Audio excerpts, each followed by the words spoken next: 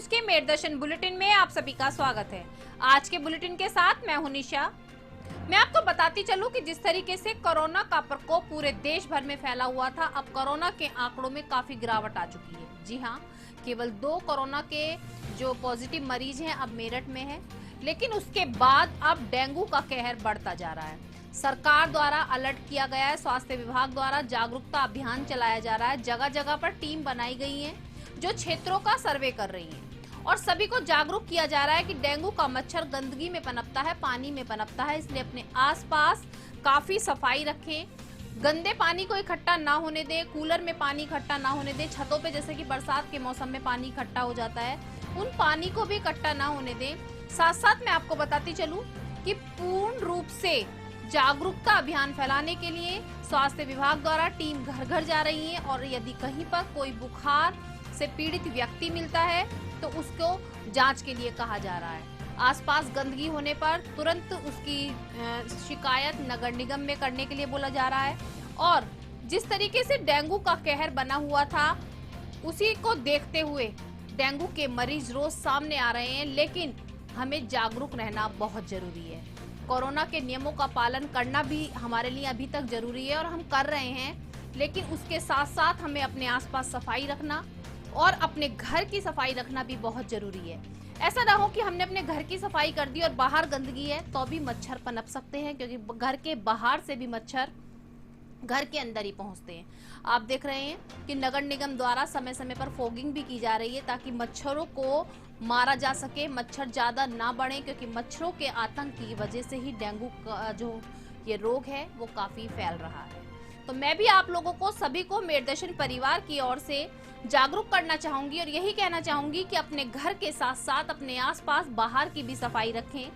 घरों में MD paramedical and hotel management institute Bharat सरकार द्वारा मान्यता प्राप्त। छात्र छात्राओं के उज्जवल भविष्य के लिए paramedical diploma degree certificate course, hotel management diploma degree course प्रवेश प्रारंभ। Shraddhapuri, Kankarkhera, Meerut. MD paramedical and hotel management institute लाया है एक ही छत के नीचे छात्र छात्राओं का उज्जवल भविष्य।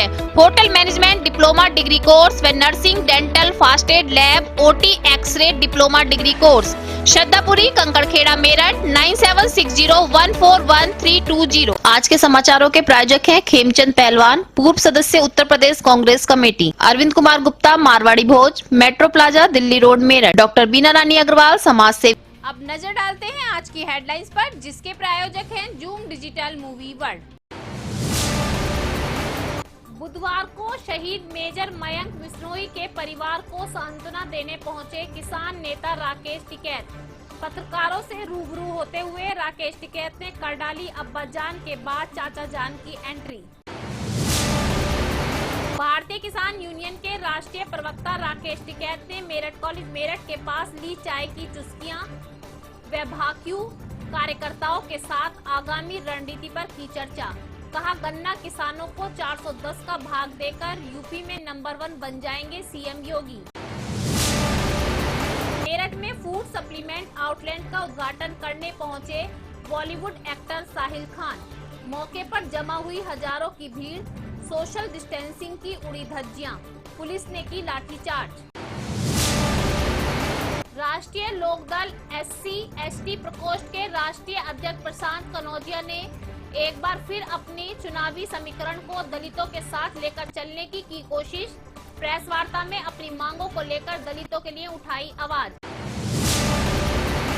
दलितों को न्याय दिलाने के लिए शुरू की न्याय यात्रा, सहारनपुर से स्टार्ट होकर आगरा होगी खत्म। बुधवार को न्याय यात्रा पहुंची मेरठ जिलाधिकारी कार्यालय। अनुसूचित जाति के राष्ट्रीय अध्यक्ष प्रशांत कनौजिया ने दलितों को न्याय दिलाने के लिए जिलाधिकारी के माध्यम से राष्ट्रपति को भेजा ज्ञापन।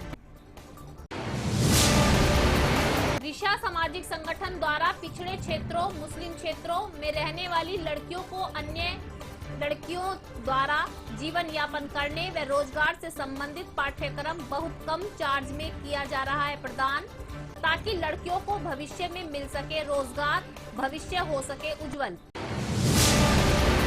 जनपद संबल विधानसभा गुन्नौर बबराला से समाजवादी पार्टी के पूर्व विधायक राम खिलाड़ी सिंह यादव ने 2022 के चुनाव को लेकर तैयारियां की शुरू। गांव-गांव जाकर कर रहे सभी को जागरूक। अब खबरें विस्तार से।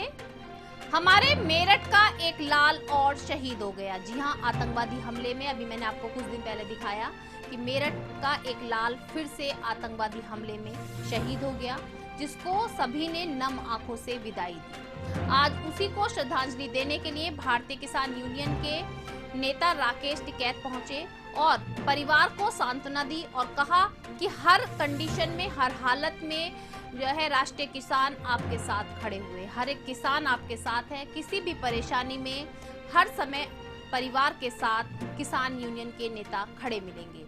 साथ साथ मैं आपको बताती चलूं, उन्होंने पत्रकारों से रूबरू होते समय कहा कि चाचा जान अब राजनीति पार्टी में आने वाले हैं। पहले अब्बा जान थे और अब चाचा जान। अब मैं आपको बताऊं, और आप सोच रहे होंगे कि ये चाचा जान और अब्बा जान क्या है। मुजफ्फरनगर जब रैली निकाली गई तो उसमें राकेश टिकैत जो किसान नेता हैं, उनका ये कहना था कि अब्बा जान भारतीय जनता पार्टी से जुड़े हुए हैं, लेकिन अब उनका कहना था कि चाचा जान आएंगे और भारतीय जनता पार्टी को मजबूत करेंगे। जी हाँ, चाचा जान उन्होंने ओबीसी को कहा। हाँ ले ले भाई, हम भी ले ले, मैं भी ले लेंगे, आप बता दीजिए।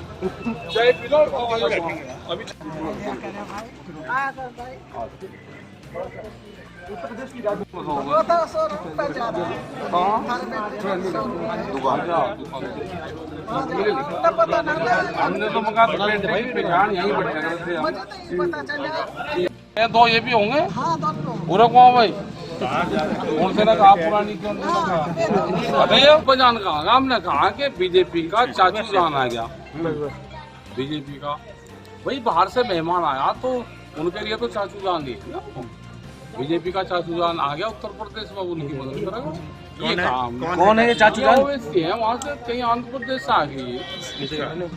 तो आपका कहना ये है कि अब्बा जान के साथ में नहीं नहीं, हमें नहीं पता भाई कौन अब्बा जान की। हमने तो इसका बताया कि चाचू जान है बीजेपी वालों का, उनकी मदद करेगा।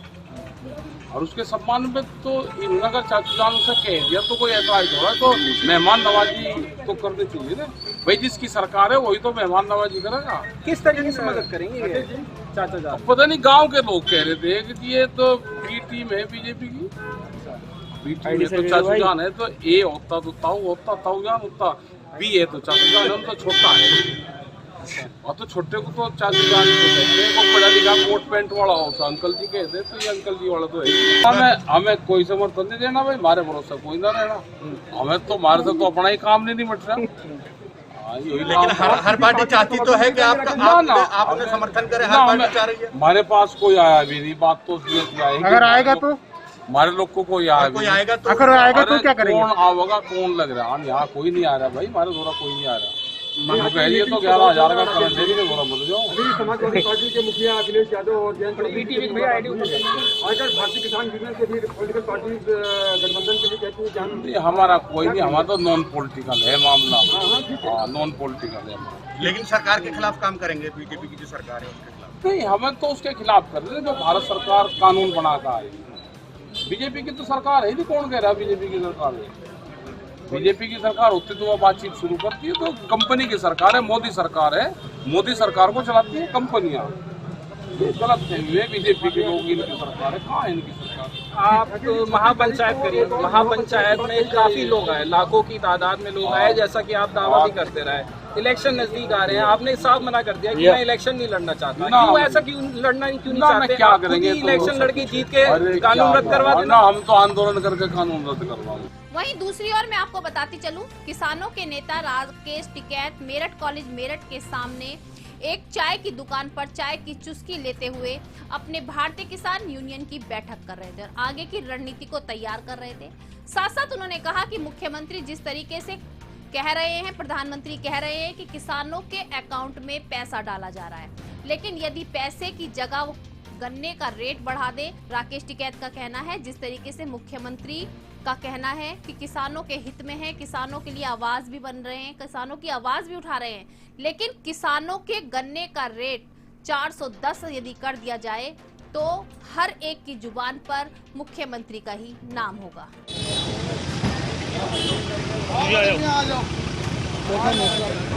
अरे पीछे रहो, भैया पीछे रहो यार, भैया पीछे हटो भाई।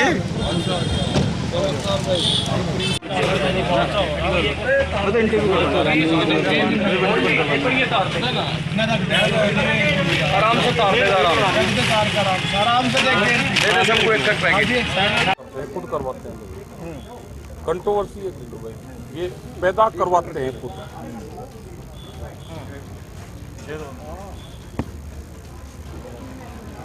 वहाँ पे उस जगह पे जहाँ पे उमेश मलिक को बताते हैं, सरदार बीएमसी उसी जगह पे थे, उमेश मलिक और गुलाम मोहम्मद जोला, ये तीनों लोग एक जगह क्या कर रहे थे? इनकी बड़ी साजिश थी और जिन्होंने मीटिंग करा रखी थी उसने 4 करोड़ रुपया लोगों से नौकरी लगवाने के नाम पर ले रखे कि वे पब्लिक के लोग हमारे से पैसे ना मांगे, इसलिए मीटिंग उन्होंने करवा रखी थी। जो उसके आयोजक थे ये तीनों लोग थे कि हमारे ऊपर कोई न कोई ये कर रहे, हम आपस में ही सलाह करके जा रहे थे कि आपस में एक दूसरे के ऊपर ये रंग फेरते। और मुसलमान इसलिए नाराज होता कि भाई गुलाम मोहम्मद जोला के साथ में कर दिया, सरदार इसलिए नाराज होता कि जी बीएम सिंह के साथ में कर दिया, बीजेपी वाले के लगे जी ये कर दिया। थे तीनों एक जगह, ये क्या कर रहे थे एक ही जगह, तीनों एक ही कमरे में बैठ गए। हमारा कोई हमारा विरोध नहीं करा, इनका सब आपस की चाल थी, वो तो फेल हो गई है। जाटों को रिझाने के लिए अलीगढ़ में जाट राजा के नाम से यूनिवर्सिटी बदल गई। ये तो पहले से ही तोड़ने से काम कर रहे हैं भाई, ये जाटों का ना आंदोलन है। रेट बढ़ाओगे या रेट नुकसान होगा तो किसी एक समाज का उसका होगा क्या? उसमें ये लिखा है कि पर्टिकुलर एक ही जाति के। थोड़ा सा मौसम थोड़ा ठीक आएगा डाउन तो जब करेंगे भाई कहने की धारा 140 लगा दी है और कुछ पंचायत की संभावनाओं को लेकर परमानेंट ही हाँ लगा दी। अच्छा, अभी नहीं प्रस्तावित, वहाँ पर कब की है?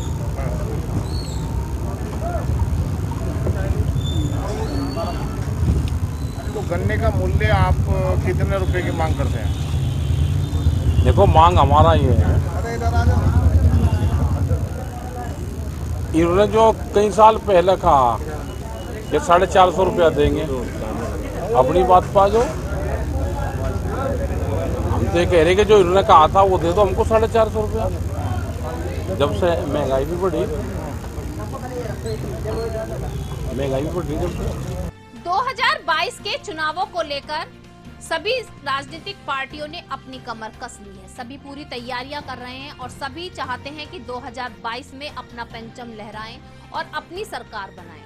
वहीं मैं आपको बताती चलूं, राष्ट्रीय लोकदल अनुसूचित जाति के राष्ट्रीय अध्यक्ष प्रशांत कनौजिया द्वारा भी आज एक प्रेस वार्ता का आयोजन किया गया, जिसमें उन्होंने अनुसूचित जाति के लिए आवाज उठाई। उनका कहना है कि सरकार द्वारा अनुसूचित जाति के लोगों के पर बार बार अन्याय किया जा रहा है, उनके साथ अत्याचार किया जा रहा है और कोई सुनवाई नहीं की जा रही है। दूसरी ओर उसी न्याय को लेकर के न्याय रैली निकाली गई। न्याय रैली सहारनपुर से शुरू हुई है और आगरा में खत्म होगी 9 अक्टूबर या 10 अक्टूबर को। आज रैली मेरठ पहुंची। न्याय रैली के दौरान प्रशांत कनौजिया ने बताया कि न्याय रैली निकालने का मेन मकसद यही है कि अनुसूचित जाति के लोगों के लिए आवाज उठाना और उन सबको अपनी रैली में जोड़ना और सभी को जागरूक करना कि किस तरीके से राष्ट्रीय लोकदल द्वारा अभी तक कार्य किए गए हैं और आगे भी किए जाएंगे। इसी को लेकर के सभी पत्रकारों से प्रेस वार्ता के दौरान अनुसूचित जाति को इंसाफ दिलाने के लिए उन्होंने आवाज भी उठाई। लड़ेंगे लेकिन शायद किसी को समर्थन नहीं। आपको राकेश टिकैत से पूछना पड़ेगा ना। मुझे लगता है कि किसानों की पार्टी मानी जाती है रालोद भी। किसान आरएलडी के साथ खड़ा है और दुनिया जानती है कि किसान आंदोलन। नरेंद्र मोदी कह रहे हैं मैं एक कौन दूर हूँ, तो आ जाइए ना भाई गाजीपुर बॉर्डर पर, टिकरी पर आ जाइए, किसानों से बात करिए। आप तो बोलते हैं मैं फकीर आदमी हूँ, फकीर का तो किसानों के बीच में बैठना होना चाहिए, आप तो आते नहीं हो। जब तक आप, सीधा सवाल है, एमएसपी लिख के क्यों नहीं देते? जब आप कह रहे हो एमएसपी है तो लिख के दे दो, लिख के दे दो, किसान चला जाएगा। कोई पागल थोड़ी ना सड़क पर 9 महीने बिताएगा। वो मान रहा है कि ना 4 रुपए की रोटी कल 40 रुपए की हो जाएगी, इसलिए किसान आंदोलन कर रहे हैं। किसान जी, न्याय यात्रा आपके द्वारा चलाई जा रही है और सहारनपुर से इसकी शुरुआत हुई थी, किस तरह का रिस्पांस मिल रहा है और किस तरह से प्लानिंग है SC/ST जो वोटर्स है उसे किस तरह से आप पार्टी से जोड़ने के लिए क्या कुछ आपकी तरफ से किया जा रहा है? देखिए, चौधरी चरण सिंह जब राजनीति में थे और उस समय दलित समाज RLD को वोट करता था। चौधरी चरण सिंह अगर मुख्यमंत्री बने, प्रधानमंत्री बने, सांसद बने, केंद्रीय मंत्री बने तो उसमें दलित समाज का योगदान था। बीच में ऐसी परिस्थिति आई कि दलित समाज इधर उधर चला गया, कुछ कांग्रेस में चले गए, कुछ बसपा में चले गए, कुछ सपा में चले गया, तमाम दल आते रह गया। पर अब उत्तर प्रदेश का जो सहारनपुर से हमने जिस तरीके का रिस्पांस मिला और उसके बाद मुजफ्फरनगर, शामली, बिजनौर, बागपत, तो एक तरीके से भारतीय जनता पार्टी को हराने के लिए इस बार दलित समाज का मानना है कि राष्ट्रीय लोकदल को और उसके गठबंधन को वोट देंगे, क्योंकि इस समय उत्तर प्रदेश के अंदर आप सब जानते हैं 70,000 शिक्षक भर्ती घोटाला, आरक्षण घोटाला चल रहा है, लगातार हाथरस का मामला हुआ, बिजनौर का मामला हुआ, अलीगढ़ का मामला हुआ। तो ये सब देखकर ना समाज बहुत दुखी है और योगी आदित्यनाथ की असंवेदनाओं से ज़्यादा समाज दुखी है। तो ऐसे सरकार किसी भी हालत में सत्ता में बने रहने का अधिकार नहीं है जिसके मन में संवेदना नहीं है। आप शिक्षकों की बात कर रहे हैं, लेकिन वो तो आज़ाद समाज पार्टी उस पर प्रोटेस्ट कर रही थी, आप लोग तो उस पर कुछ नहीं बोल रहे थे। नहीं, प्रोटेस्ट तो कौन कहा हमारा प्रोटेस्ट नहीं, हमारे कार्यकर्ता ही बैठे। अब मीडिया फोटो किसकी खींच रही है वो तो मीडिया पे निर्भर है ना। पर हमारा मानना है कि कानून बनाना पड़ेगा, इसकी प्राथमिक जांच करानी पड़ेगी। आपको लगता है योगी आदित्यनाथ, पर मुझे तो लगता है कि आज़ाद समाज पार्टी से अकेले नहीं है उसके अंदर मंडल आर्मी है, छोटे छोटे बहुत सारे संगठन हैं, पटेल आर्मी है, उन सभी का समर्थन प्राप्त है और हमारा भी समर्थन प्राप्त है। मेरी भी बात हो रही है लगातार निरंतर कि क्या करना है क्या नहीं करना, और हम तो कह रहे हैं हमारी सरकार बन रही है 6 महीने में, ये आरक्षण घोटाले के जो भी दोषी हैं इनको तो ये जेल जाएंगे, चाहे वो अधिकारी हो चाहे मुख्यमंत्री योगी आदित्यनाथ हो।